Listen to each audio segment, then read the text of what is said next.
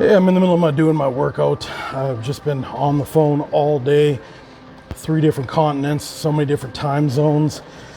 Oh, so many questions coming in. The world's kind of in a mess right now, but a lot of people just want to know what's going on. So I'm going to relay a few messages from what my people around the world are saying, here in North America, Europe, Asia.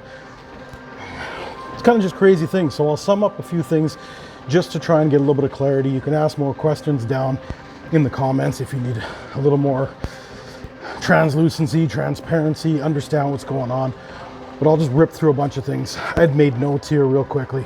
This is helping me actually get through my workout. So a lot of the questions, you just heard that another bank is collapsing. A lot of these banks that are heavy into crypto because they decided that was going to be a place to leverage because everybody else was buying, they're collapsing. It's triggering sell-offs. So what's going on? Why the title of this video? Why are we're not telling you to do anything, but why would we ourselves want to remove our money from the banks and financial systems? Well, a brief summary. If you want to look over the last 10, 15 years, it's fine to blame the governments for printing money, but the reality is people have taken on too much credit to just buy things they don't need. They're living above their means. A lot of people even borrowed money to make investments in very bad areas, crypto being one of them. But when you borrow money and interest rates go up and those investments also tank or go to nothing, you're kind of stuck. You're stuck having to pay the debt back and not having any asset. So if you default on paying your debts back, the banks don't get their money back. So this is where, the governments are printing money to try and stave off this huge crash. They're actually printing, and I'm not saying the governments are at all fiscally responsible for the money that they print or the money that they spend. I get it. But to keep each country from collapsing because of the over-leveraged citizen of each country, they're printing a lot more, giving more stimulus packages, trying to stave off a collapse, protect their countries from just going crumble, unemployment rate in the double digits, people losing their houses, giving up their cars, all that kind of stuff. So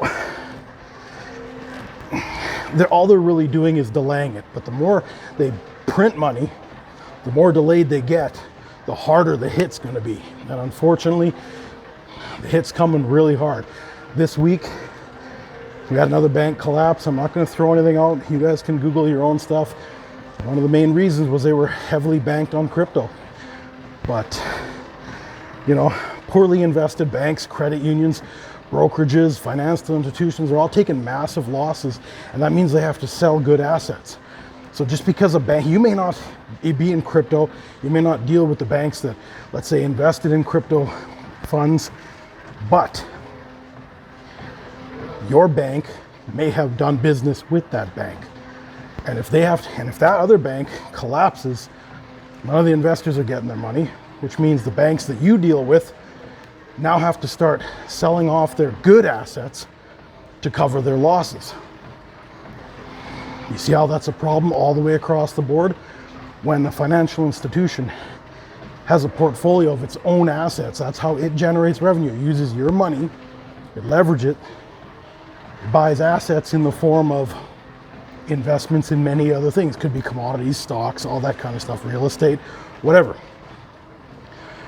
So when they have to sell the good things in their portfolio to get money back, to be liquid during these times, that's not good for you.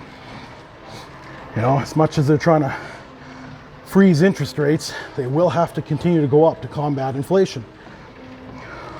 Rates for borrowing money are raised to make it more difficult for people to borrow even more credit and to freeze personal spending. That's the whole point. They don't want you taking out more credit to get yourself in more debt because you can't even pay it back. And with these interest rates going up, you owe more on the debt that you already have.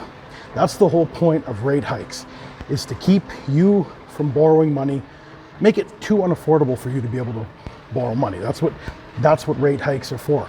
And the less you buy, that brings inflation back into check. But what it actually does is it causes a lot of things like unemployment, really expensive groceries, really expensive gas, all that kind of stuff. So nothing is winning here, let's be completely honest.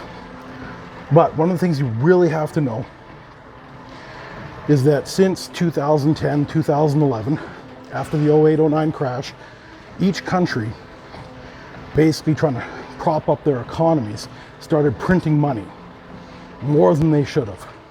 And it wasn't backed by, gold or silver or oil or something like that. It was literally just printed and put out as stimulus to get the economies going. And it worked for the better part of a decade.